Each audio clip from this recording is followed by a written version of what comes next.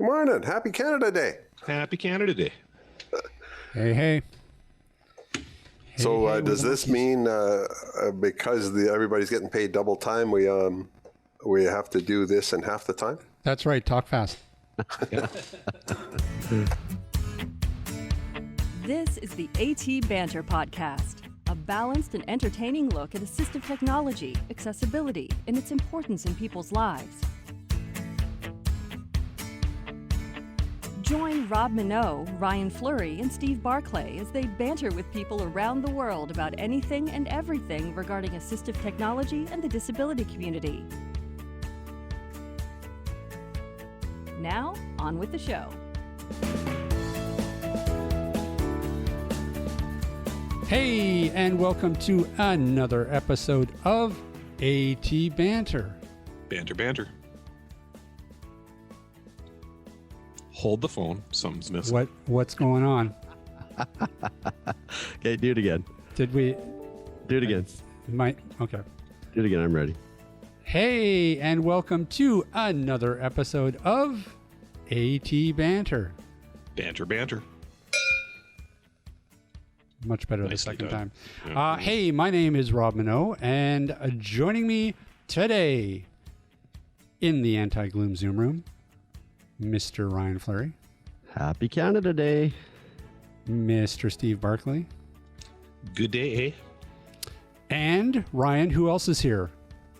Joining us today is the one and only Albert Ruel. Woo! Then there better not be another one. My God, the world couldn't take it. Yeah, I thought we'd get Albert on to kind of share a little bit about who he is and his journey through blindness. Albert has recently retired, so I thought, what a better time to get him on before he leaves. Before he leaves, before he leaves. Where are you going? Sails to the Grey Havens or something. Like, what's going on? Oh, we have a 20-year-old motorhome here. We've got to try and wear that thing out. Yeah, poor old thing. It's getting old too. So. Yeah, no, it's you know what a ride it's been. This whole GTT thing. You know, the most recent work I've done, which has been just a total hoot. So it's going to be a little tough to disconnect and unplug and go and find something else to do. And I'm really afraid of my new boss. We sat out on the deck the other night, and she started pointing at all kinds of things in the yard. We got to do this, and we've got to do that. And I'm thinking, God, I think I want to go back to work. The ever-expanding honeydew list. Yeah, I was really afraid of my first email at 4:31 p.m. yesterday. It would be from her with an extensive list, but it didn't come. So, at any rate. She'll give you a couple days rest. Yeah, maybe that's it. Yeah. But anyway, but you know what? As I was saying to you earlier, Ryan, what a interesting transition, or some really interesting reflections have sort of flowed through my head over these last few weeks as I've been sort of planning this retirement and moving things on to other people. Because as you guys know, and I've been working for the Canadian Council of the Blind for the last. It's almost 6 years. I started with them in late October 6 years ago, so just shy of 6 years with them. And it's been a really intensive time of just really sort of helping to develop a program that Kim Kilpatrick had dreamt up, the Get Together with Technology program. And just some of the fun we've had and some of the growing pains we've been through, but we've finally built a program and brought on some amazing volunteers like Jerry Chevalier and Brian Bebo, and just and like yourself, Ryan, you've been helping out with some of the calls we've done here over the course of this COVID lockdown.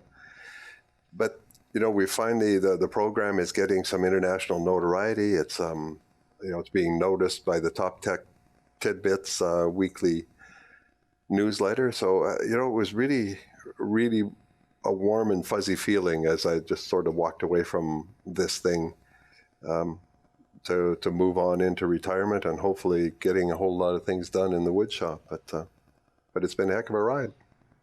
Well, and let's kind of rewind a little bit here. You haven't always been blind, similar to myself. And so, at what stage in your life, or at what age, or how did you become blind? We never did figure that out. I've been to the Mayo Clinic and I've seen some of the best eye specialists on the West Coast, and they never were able to figure out why or how. Something to do, I think, with autoimmune, maybe. It's the body fighting off its own tissues, but the blood vessels that feed the retina in my eyes started to swell up. The inner liner of those blood vessels would swell up and close themselves off, and then the blood vessels would burst open and hemorrhage inside the eye. And so that went on. I started to notice a blurriness in my vision when I was about 21. And did the whole thing. Half of my family or most of my family wore glasses, so I thought, oh well, there you go, Albert, your turn. So if I went to the optometrist, he kind of looked around. He says, yeah, no, he says, there's something wrong. You're not seeing as well as you should, but glasses won't help. It's not a refraction issue. So he sent me off to the doctor, got the whole checkup. No, you got a clean bill of health. And so that guy sent me off to an ophthalmologist. And as soon as Dr. McCarricker took a peek in there, he could see all of this swelling of the blood vessels. So he knew what was going on, but, all the way to the Mayo Clinic, and never did figure out why it was happening. And are you the only one in your family this has happened to? Yep. My father, in his mid-80s, certainly started to experience macular degeneration, and that went on. He lived to be 90. He died at 96, and pretty much had lost all of his central vision by then. I do know one of my older brothers now. He's 74, and he's starting to experience the early stages of mac degen, and had a bit of glaucoma, or not glaucoma, but cataracts. Mm-hmm. With one or two of my siblings. So I know, there's 15 of us kids in the family, so there's a large pool to go back to, but no, nothing else. And both my parents are from families of 14 each, and there's no history of it there either. So it's just one of those weird things that popped in out of nowhere, and there it is. So that started at age 21, and what the doctors did in those days, they started doing laser work to my right eye just to stop those blood vessels from hemorrhaging, so that we could try and save at least one eye. But they left the left eye alone and just watched what had happened. And gosh, by the time I was 23, that left eye was gone altogether. It didn't work at all. But they gave me another 10 years of slowly declining vision. Like I say, for about 10 or 12 years. I think by the time I was in my mid-30s, the vision was gone altogether, and I only had light perception. And so at that time, you were working in the forestry, is that correct? Yeah, I worked in the plywood plant in Port Alberni, and I worked in the pulp and paper mill as well. But, that was, because of the vision loss, I had to leave that job. Well, it was August 3rd, 1978 was the last day I drove a car, and it's also the last day I worked in the pulp mill as a laborer in the wood department, the wood preparation department. So I was on long-term disability there for a number of years. And then in 1985, I was able to convince the mill that a low vision guy could be a janitor at the pulp mill. It was really a kind of a weird thing. My wife at the time, she worked at the mill in the office. And so I was on long-term disability sitting at home. We had one child, so I was the stay-at-home father, and I was the chief cook and bottle washer and janitor at home, and the laundry guy, and cut the grass and did all those things. And she came home from work one day and she says, you do all this stuff around here. There's no reason why you couldn't do that at the mill and get paid for it. And so I started a trek there of trying to convince the mill that I could be a low vision janitor. And the interview went something like this. They said, well, if you can't see very well, how are you going to know what part of the floor, where the confetti is, and how are you going to know what to vacuum? I said, well, how about I just vacuum the entire building every night? Oh, okay, that'll work, he said. And he said, well, what about the toilets? How are you going to know which ones have to be cleaned? I said, how about I just clean them all every night? Okay, that'll work, he said. You know, all these fingerprints in the mirrors here in the main office foyer. I said, how about I just give them a quick little scrub every night? And the whole interview kept going like that. And at the end, he says, I can't find any reason why I shouldn't give you this job, he said. I spent 5 years as a visually impaired janitor at the pulp and paper mill until the vision failed altogether, and it just wasn't safe for me to be there. And you know what happened later on in life, and this is part of the really cool thing of working in the blindness field, is that supervisor who hired me then was a member of our White Cane Club toward the end of his life in Port Alberni. Oh, wow. So I got to meet up with Mo later on, on the other side of the table. It's the same with my ophthalmologist, Dr. McCarrick, who became a client of mine later on when I worked for the CNIB. So a lot of these guys, you walk through all of this stuff in those early days, and then they come back to seek your support and advice later. So that was the pulp mill days, and that's when I sort of transitioned right around my mid-30s. It was one of those things that I went through a bit of a reflective period here a couple of weeks ago, because my youngest son, Adam, just turned 34. And I was looking back at my own life, and where was I at 34? And that's the period of time, by then we had 2 kids. One, Evan was born in 1983, and Adam was born in 1986. So here we are now, 1990. I'm going in for some surgery. The one eye that was still somewhat functioning, all of a sudden glaucoma had gotten in there and really made a mess of things. Lots of pain and lots of really quick visual decline. So we went in, the eye drops weren't working anymore, so in we went for a surgery to put a shunt in my right eye to hopefully try and save some vision. It did manage to save the eye, but it didn't save the vision. And so here I'm one of these guys who's always been afraid of the dark, and still am, but I'm only afraid of the dark at night, which is kind of weird. But so here I was for 10 years, just constantly so fearful of total blindness, because, oh my God, if I go totally blind, I'll be living in the dark, day and night. I'll be afraid all the time. And that was sort of the expectation and the fear I lived with for that 10 or 12 year period. And when I woke up from that hospital, from that surgery in VGH in Vancouver, it was the thing I'd feared the most. When the doctor says, Albert, we saved the eye, but I'm afraid that vision is not going to be coming back. And having come to that realization that day, this was the day I'd feared for so long. Mm-hmm. And it was the biggest sense of relief I'd ever felt in my life, because now it was finally over. I had nothing more that I needed to worry about. Now I could just, sort of find some way of just moving on with life. And that's not at all what I had expected. That was so strange. I think for 3 months after that, I kept pinching myself, like, is this real? Can I really be feeling that relieved that it's finally over? How come I'm not as scared as I thought I would be?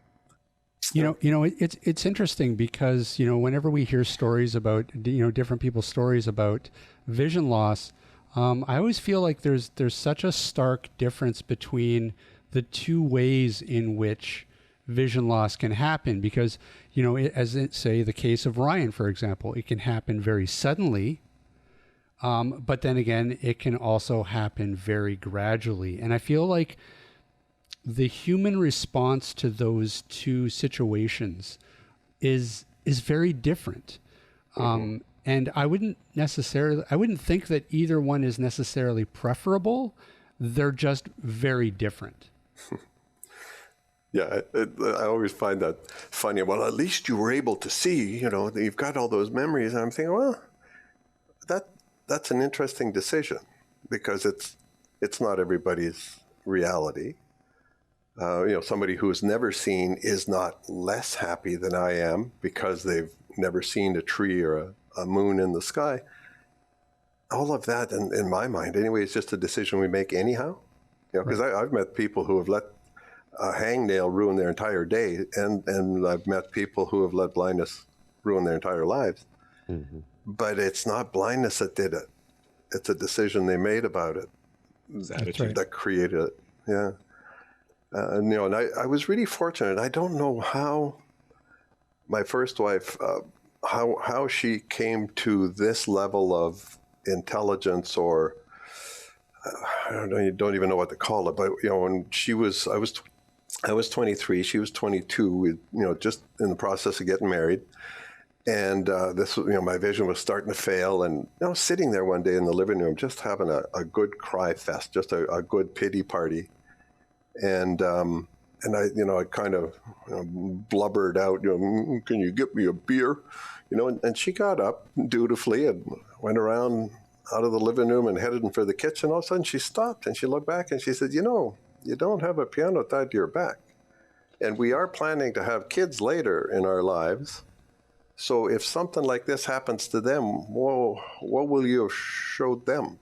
Like, what kind of a role model do you plan to be as you wander on through this whole thing? And God, I despised her for that. That mean little thing she said that day, but holy cow, the number of times in my life that I've gone back to that statement and thanked her for it, because boy, it's been one of those things, if I'm struggling to get out of bed in the morning, or resisting taking off and heading downtown, or doing the thing that I wanted to do, if fear is starting to hold me back, I've gone back to that statement many, many times. So I thanked her for it. I haven't actually thanked her for it in person. Maybe I want to do that one day. One of those sort of defining moments, I think. And so how, at one point, you started working for the CNIB in Northern BC. So how did that transition occur? Were you getting services from them at the time, and then there was an opening and you went over there? Or how did that come to be? Well, because I had received some services from CNIB, Phil Croson, who was my counselor in the early days, before him it was Isabel Beveridge. Yeah, I think that's her name. Isabel Beveridge. And Don Jones was a career counselor. So, I'd had a few services from some of the Victoria CNIB folks. And so when I went back to college, when I was done with my career in the pulp mill, and let's just back that up a bit. So let's go back and look at this, the year that I was 34. So I'd had this surgery, went on through that year in the recovery, noted by the end of the year that things were just not going well at home. And one of the things I've said quite often in my career, if your marriage, if your relationship is not rock solid, really strong when you walk into a disability like blindness, it may not survive. It's one of those things that we see a pretty significant divorce rate in the disability movement, because boy, it changes everything about one's life and relationships. And so my marriage also came to an end that year. So my vision's gone. I can no longer work at the mill, and the marriage comes to an end. We got these two little boys, and I just thought, boy, I just can't sit here. I couldn't get a job in Port Alberni anywhere. It's a forestry town, a blind guy in his early 30s. I only had a grade 10 education. There just wasn't much was ever going to happen there. So if I was going to find freedom and success, it was going to have to be somewhere else. And so I moved to Nanaimo and went to Malaspina College. I did a 1-year social service worker certificate. I had previously, in the early 80s, I'd done a personnel and supervisory management diploma program from Douglas College. And so, armed with those two tools, I decided that I had to do a 6-week practicum. So let's go take a look at CNIB from the inside. I had experienced the organization from the outside. So I went there just to do the practicum, and lo and behold, as I was in the Vancouver office working with Larry Archuk and those guys in the fund development department, a job came up, the district manager job in Prince George. And so Rick Oakes, the manager in CNIB in Vancouver in those days, took me out to lunch one day at a little restaurant down on False Creek. And he says, Albert, you got to apply for this job in Prince George. And I said, gosh, Rick, you're nuts. And all I've got is a 1 year social service worker certificate program. If anything, I want to come to work for the organization in a counseling role, and then maybe, work my way up to something like that. But at any rate, we decided, sure, okay, I'll go ahead and apply just to get the experience, just, the interview experience and all the rest of it. I'll be damned if they didn't offer me the job. So summer of 1992, I packed my bags and headed on up to Prince George. And I always say I did a 7-year sentence in Prince George once. So that was the start of it. And having grown up here on Vancouver Island, anything that gets to 35 or 36 below, and my deep freeze is only set at 19 below. Like, what the heck was I doing there? So 7 years in PG, and then I had an opportunity to transfer down here to the coast. They had a job available in Vancouver, and they had the one in Victoria available. And even though the Vancouver one paid more, there was a slam dunk. I came right back to the island and grabbed that job in Victoria. So here's a real quick question about that then. So seeing that you've sort of played a role in CNIBs in very different types of areas, one being rural and one being urban, what's kind of the sort of the difference between those two experiences? Because that's something that I've always kind of been curious about. The one big thing, Rob, that sticks in my mind, I'm just trying to find a delicate way to say it. In Prince George, I used to jump on a bus at 11 o'clock at night to head on out to Prince Rupert or maybe going north to Fort St. John. Always took that midnight bus because, I was in my 30s, early 40s. I could sleep on the bus overnight, get there in the morning, have a quick shower and a shave, and then I'd be able to work all day. And that was the way we operated in that rural environment. I remember some of my staff, I'd have to say sometimes, for gosh sakes, you can't see 12 people in a day. That's insane. You're working way too long hours. But, they kept saying, but we only get to this town once or twice a year. So we've got to see who we can see. And so these folks, they just work their tails off, long, long hours, insane hours. And then I got to Victoria, and the question was, what do you mean you can only see 3 people a day? Like, well, what's going on? But, I remember one of the managers in Toronto used to say to me, oh, Albert, so you're working in Victoria now. One warning for you. The only place to not be standing at 4:30 p.m. is anywhere near the door. You'll get trampled. Yeah. And so that to me, I couldn't believe the stark difference there was in the city as opposed to up in rural northern British Columbia.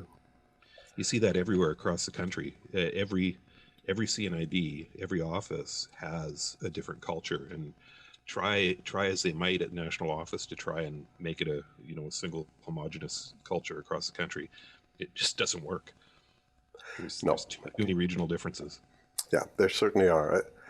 And I think too, some of the work ethic, like where does it come from? I don't know. It just was really, really strange. But and I bet you if I'd have gone to Vancouver, I'd have found a similar culture to Victoria, but different again, because we saw it when we did management meetings. There was all of us who came from out of town, come into the big city.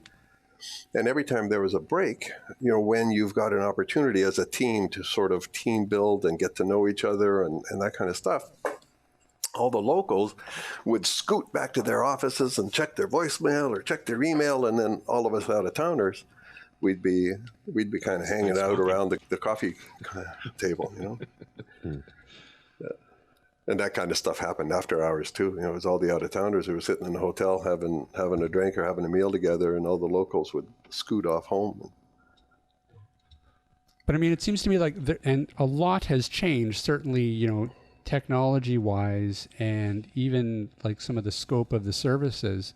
But at the end of the day, the thing that really is still a real problem is geography. And it's just that there are people in remote areas here in BC because BC is so large, that just don't have easy access to the services that they may require.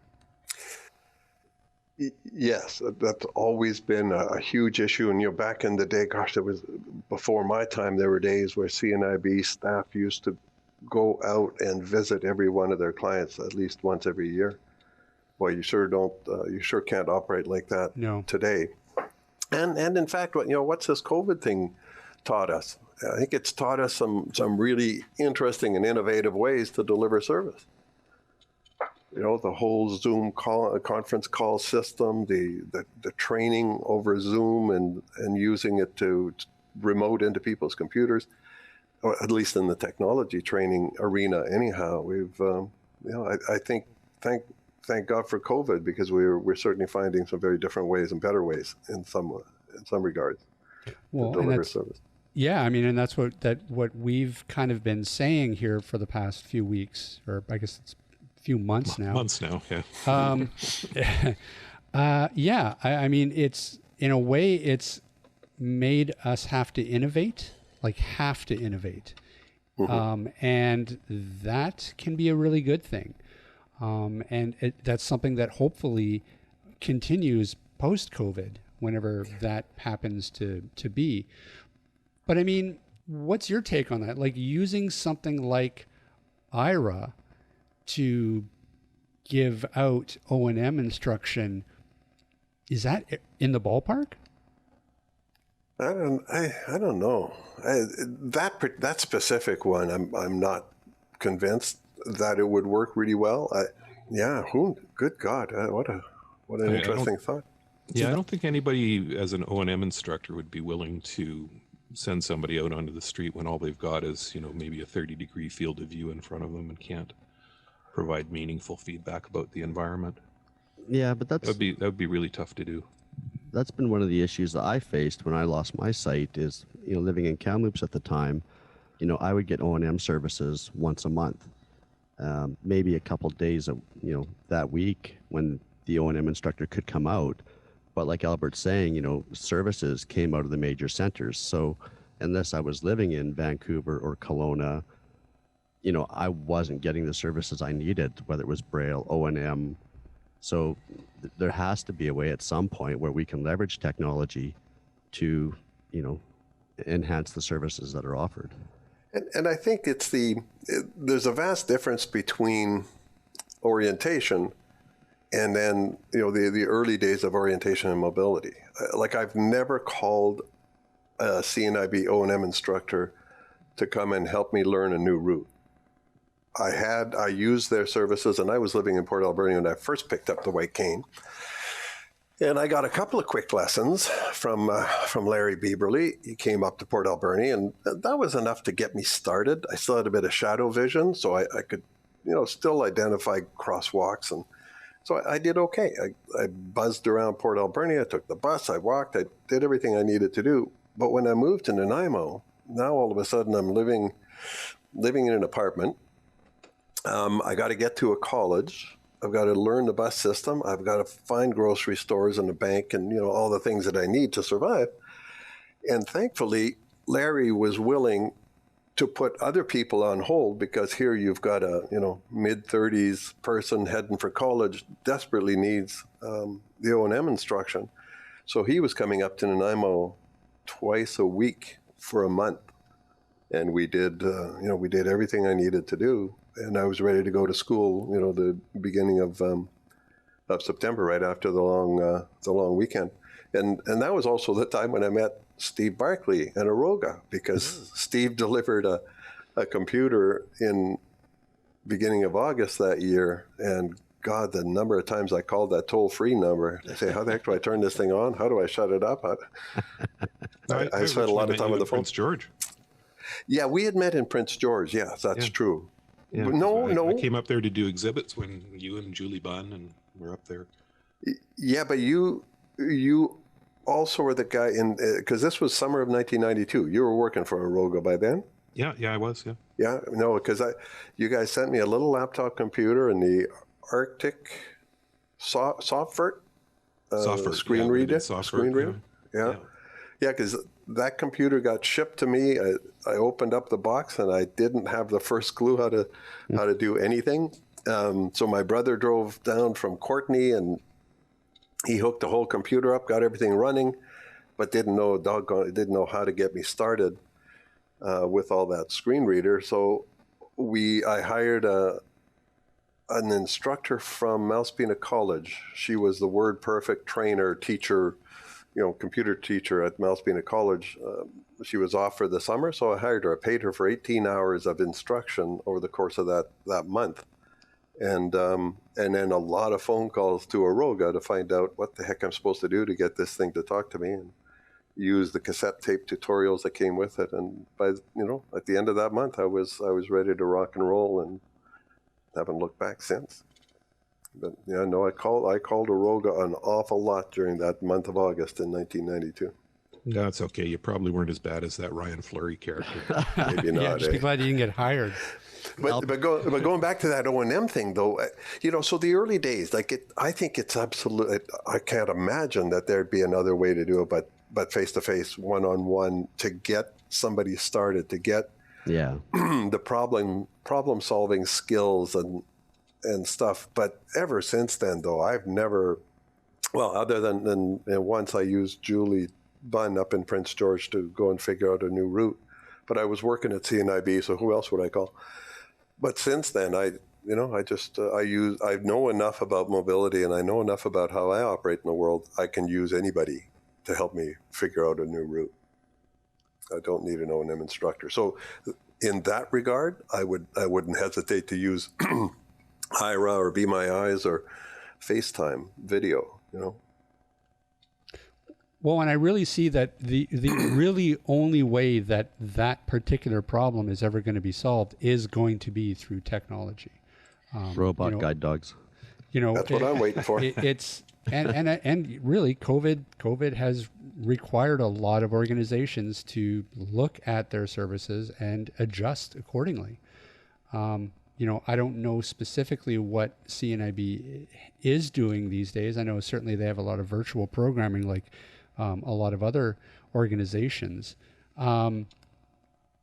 But really, I mean, if that's kind of the only option, I think the only thing that really these organizations can do is take a real look at the technology that's available and just try to make it work. Yes, and they will never do things the same again, the same as they used to. But I'm still convinced, though, that O&M and a lot of the low vision assessment stuff is still going to have to be done face-to-face in people's homes.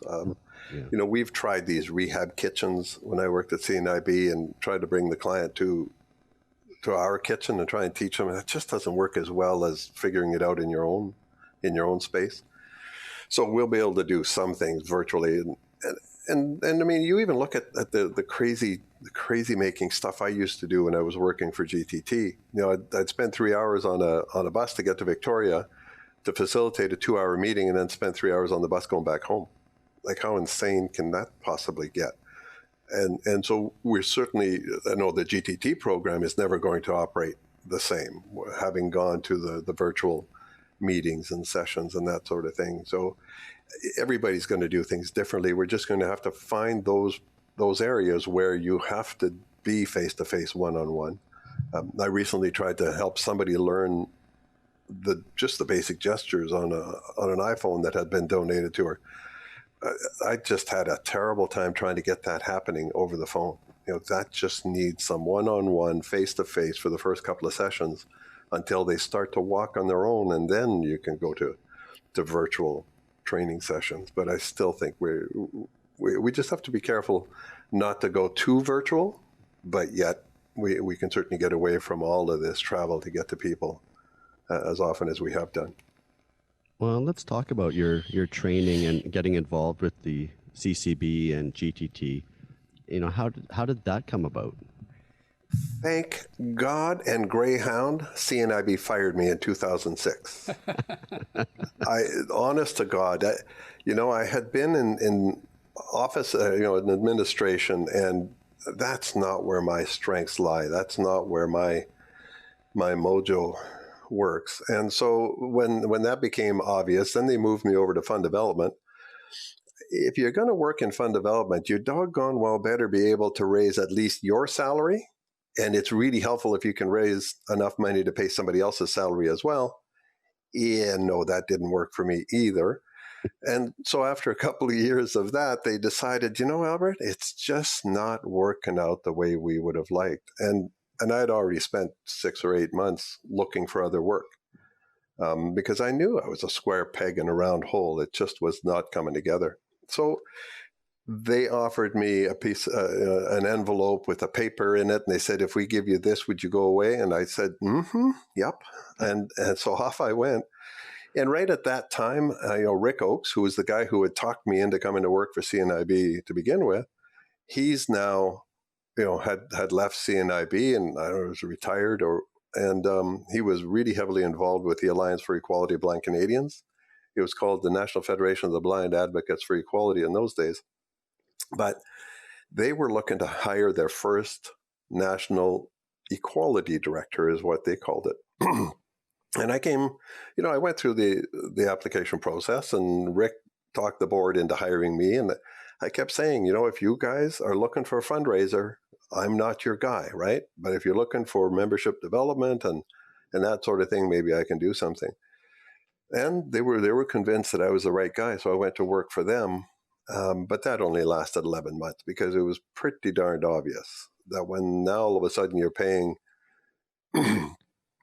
out this salary and you've got very little revenue being generated, this gig isn't going to last very long. So I only lasted 11 months there, and they had to cut that short because they didn't hire a fundraiser. I doubled their membership and dramatically increased the number of chapters. So I did a lot of good work when I was there, but it wasn't the work they needed. And I kept saying to them, you need to have some kind of a service. In those days, I was trying to convince them that something like GTT is what the AEBC needed. We needed to become more relevant to the members day to day, because just high level advocacy is kind of fluffy and airy fairy. And how does it change my life here and now today? And so I kept saying, if you want to grow this organization, you have to build something in that people are going to flock to. It's going to have to be some kind of a service like technology or something. They still haven't done that. Yeah. But, so that job lasted 11 months. And then just as that came to an end, the CCB had a contract, the Canadian Council of the Blind had a contract to provide mobile computer training across Canada. They were setting up these 2 labs with 10 computers in plastic crates. And we were going to take this out into the hinterland to different communities all over the country. So I applied for that, thought that, I might be able to get a couple of weeks work here and there, get some paid work. And before the training, we had 1 week training in Ottawa in January of 2008. And by the time that week was over, Jim Prowse had come to me and said, Albert, we want to hire you full time to work this program out in the West. So I just about said no. No, of course I didn't. I grabbed it because that was exactly what I wanted to be able to do. I love that job. I love that program. And off I went. I did the computer training thing from Winnipeg to the West Coast in several different cities back and forth. I think we ran, on my end, I think we did about 200 people through that program in the course of the 18 months that I was doing that job.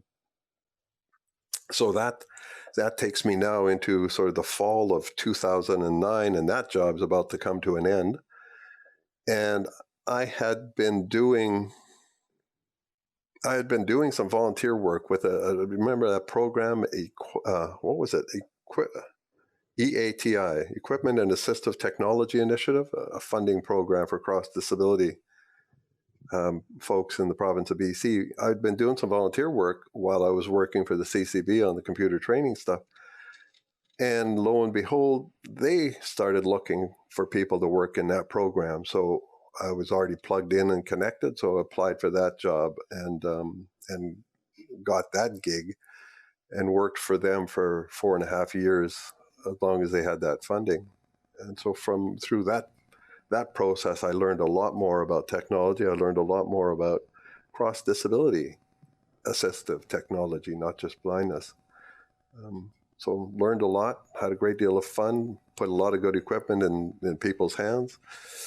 Some equipment got into hands that didn't use it much, but for the most part, it was a really rewarding gig for 4.5 years. That was a really interesting program because I remember they opened that up to mental health, and that really lent a whole new level of challenges to the program. Mm-hmm. I remember one client, you'll probably remember her too, Albert, who just wanted everything, and it was all based on self-assessment, and you had to have justifications for it. And boy, could she come up with justifications, but I don't know that she needed a lot of the things that she ended up getting. Yeah. It was really hard to determine want from need. Yeah.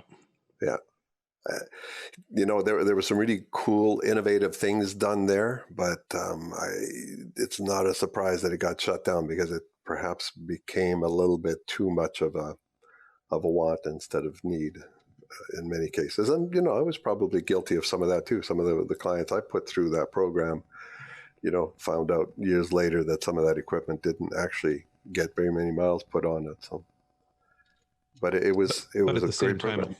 At the same time, at least they had options. Yes. Which they didn't have before that program. Yeah. And I think it's essential. I think a funding program, it's sad to see what ADP what's happened to ADP in Ontario. Some of that equipment shouldn't even be on that list anymore. And so many bits of equipment ought to be on that list, and it'll never get there because it's such a slow to move program. And it's something the government just has no interest in shoring up and advancing. So, but we're desperate for an assistive devices, and even not even the equipment is not the most important thing. It's the bloody training. We just don't have enough support and training, funded support, professional training to really get people up and running and really get them ready for work. And right now with this COVID shutdown, this is the most important time to put some proper training out there and get people really ready, because we're going to be able to work from home a heck of a lot more than we've ever been able to before. And so that opens up some opportunities for people who can stay in their community, don't have to move to the big city to land a job. And but we don't have enough technology funding. People are applying for jobs and they don't even know how to run the equipment effectively enough to really challenge for some of these jobs. So we need to put tools in people's hands and teach them how to use the darn thing so they can be ready. Is that one of the reasons Kim started the GTT? Was she recognized that there was a need for training? That's precisely it. Yep. I mean, that was in 2011. I think she came up with that dream child. She'd, just finished one contract job and, was looking for work and all this technology that was coming out, and how do you learn this stuff? And it was her and her retired vision teacher from her days in the school system. They had remained friends after school. And so, they were trying to figure out, like, how do we help each other? How do we support each other in this thing? So they came up with this notion of get together with technology. Let's just invite a whole bunch of blind folks to come in the room and let's just support each other. If you're trying to figure out what might work to do this or do that, somebody in the room will invariably know how or have some experience. And so, that was the dream child. She did that for a couple of years, and then she brought it to the CCB, and Jim Prowse saw some value in the program, so he took her in as a full-time employee and said, well, let's run that GTT program for the Canadian Council of the Blind, and that's where it's been ever since. And it's across the country now.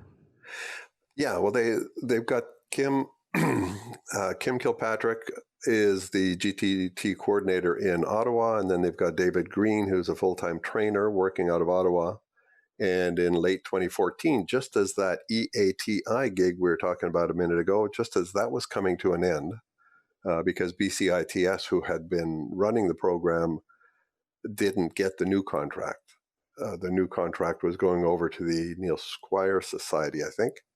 Yep. And so that when that gig came to an end, they laid us all off.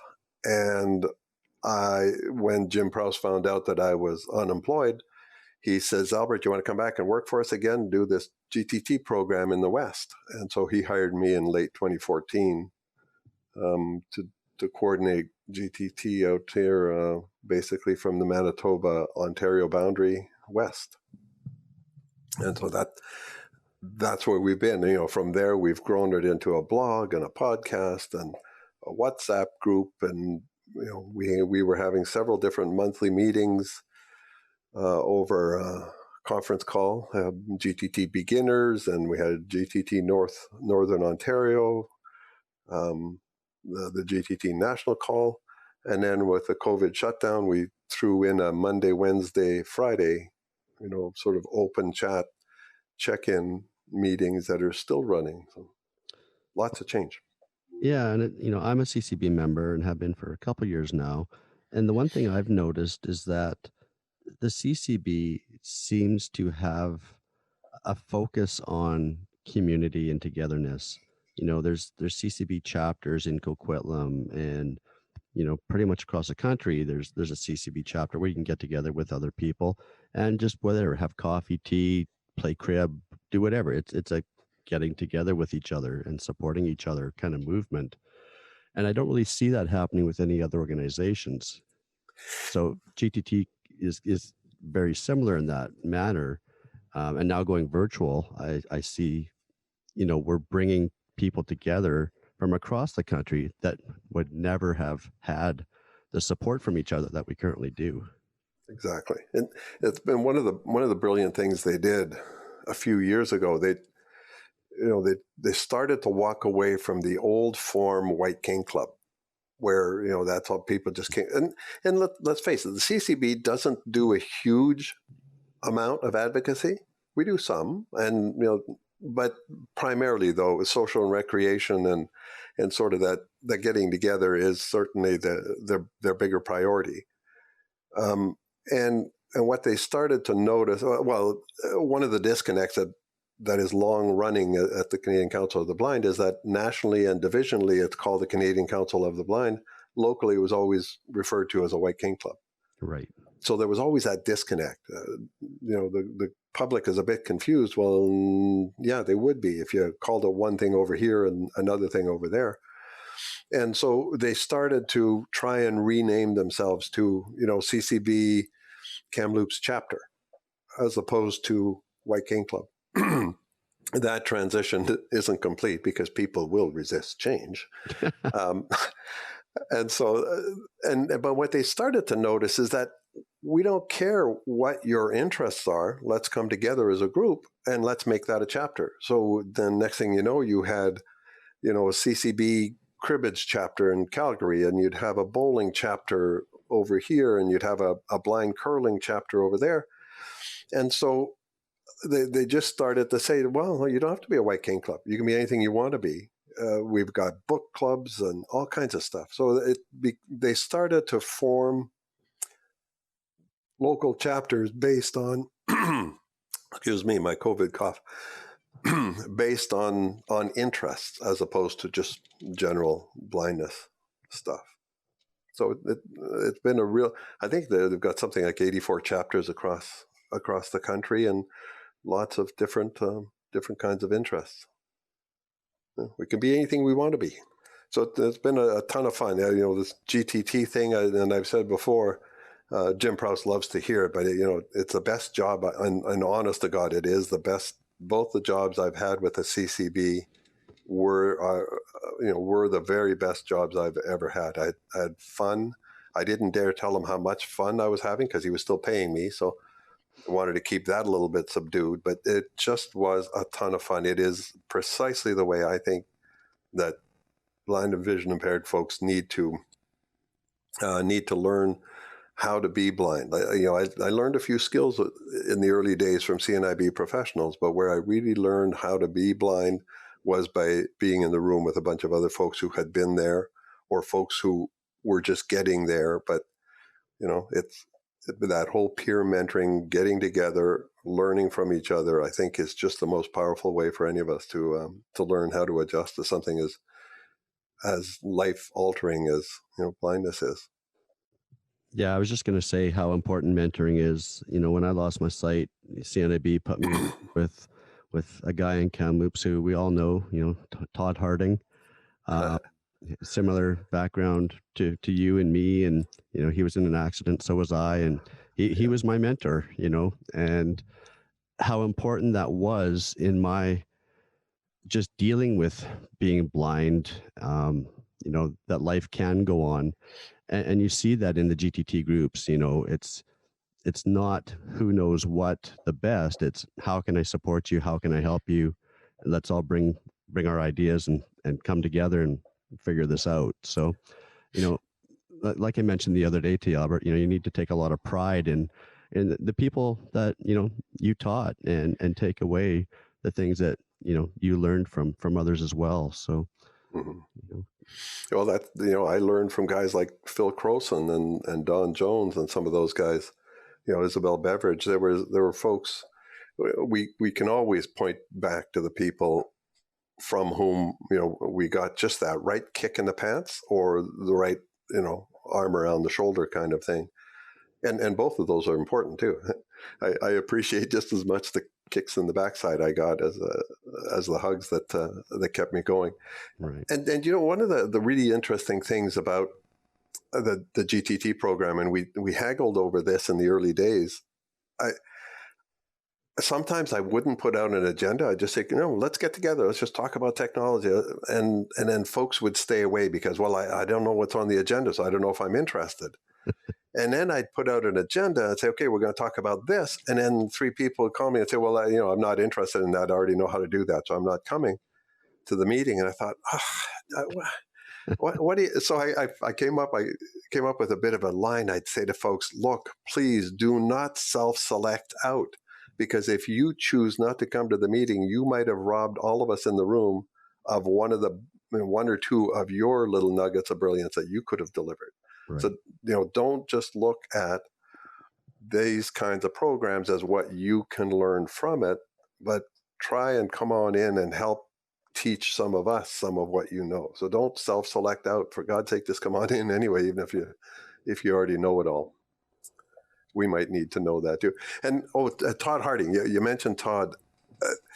That's another one of those things. Rob, you mentioned it earlier with this thing about losing your sight suddenly or losing it slowly, which is better. And we talked about how attitude and the decisions we make about it is really the only thing that matters. But Todd Harding is the same age as me, and when he had his accident, he was living here on the island. I think he was living in Nanaimo. I think he was headed to Cowichan, to Duncan, to pick up his girlfriend or something when he had his crash. And he woke up, after his coma and all that stuff, he woke up blind. The other thing about Todd, he can't smell.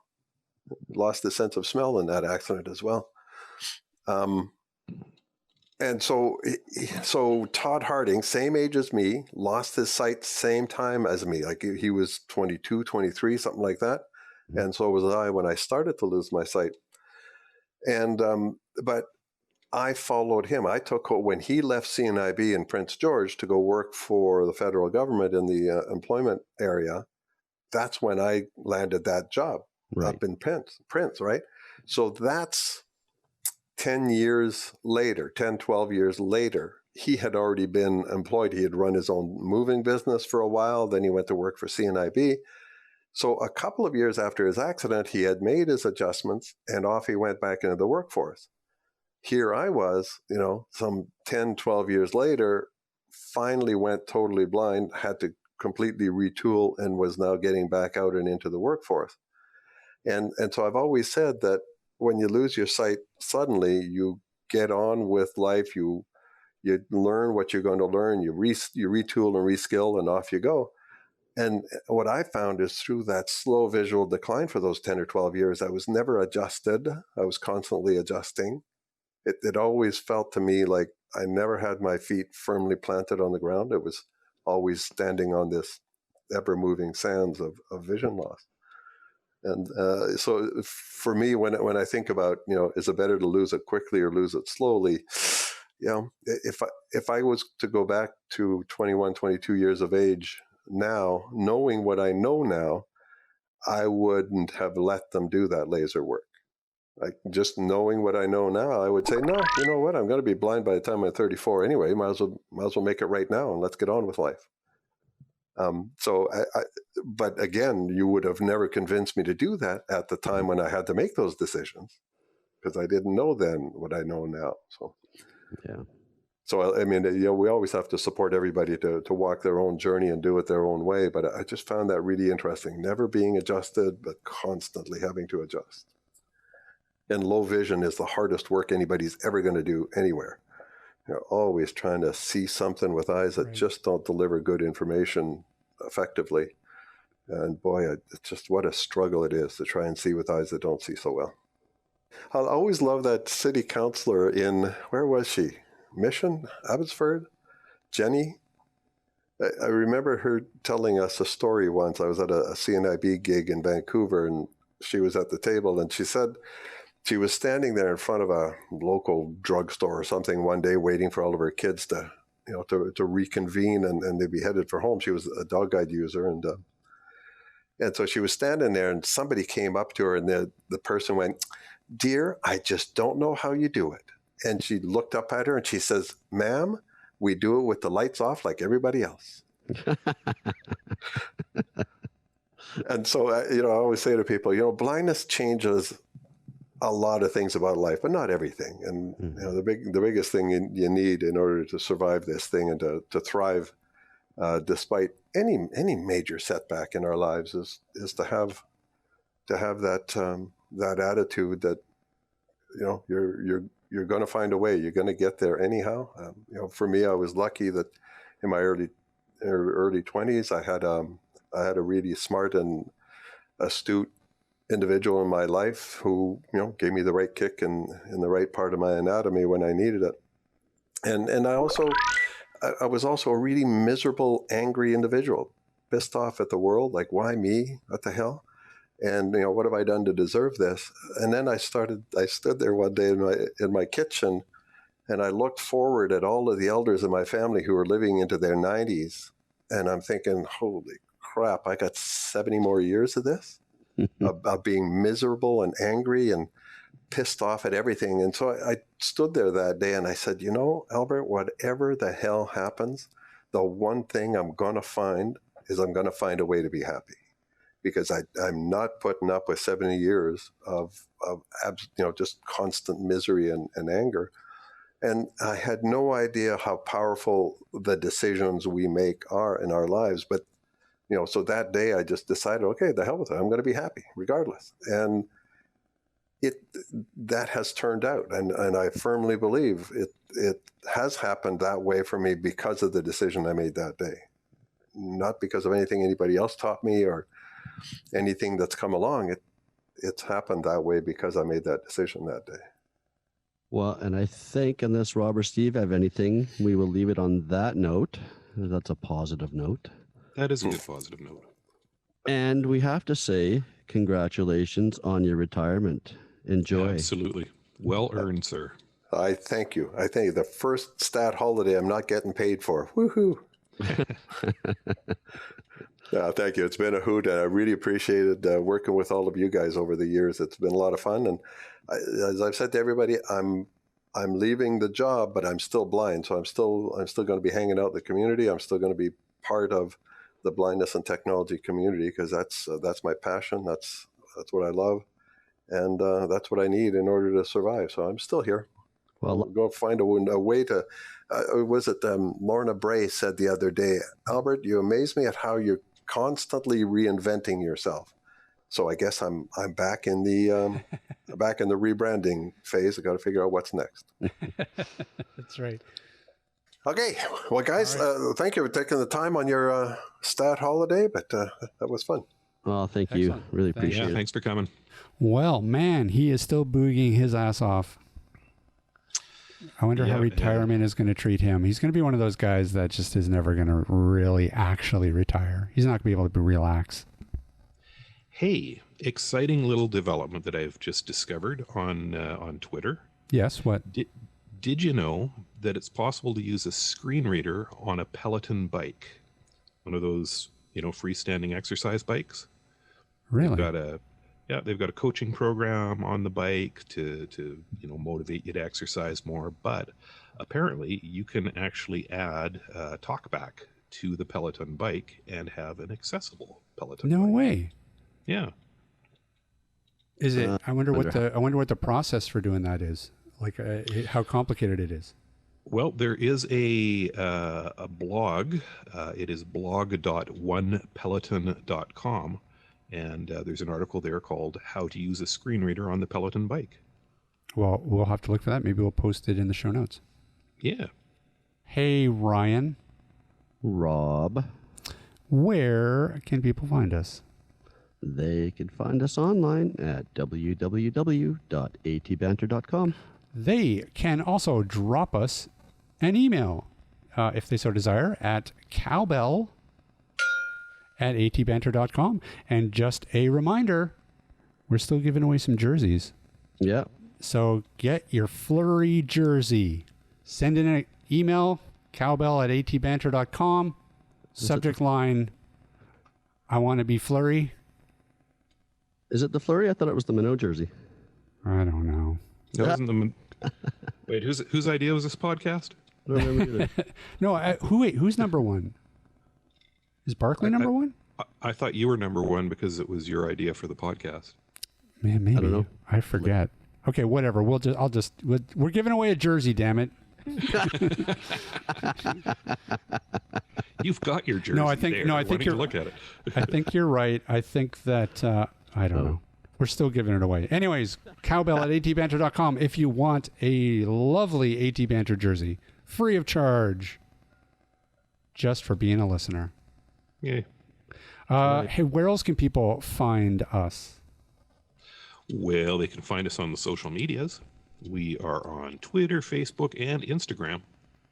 Then that is going to about do it for us this week. Big thanks to Albert Ruel for joining us, and we will see everybody next week. Banter.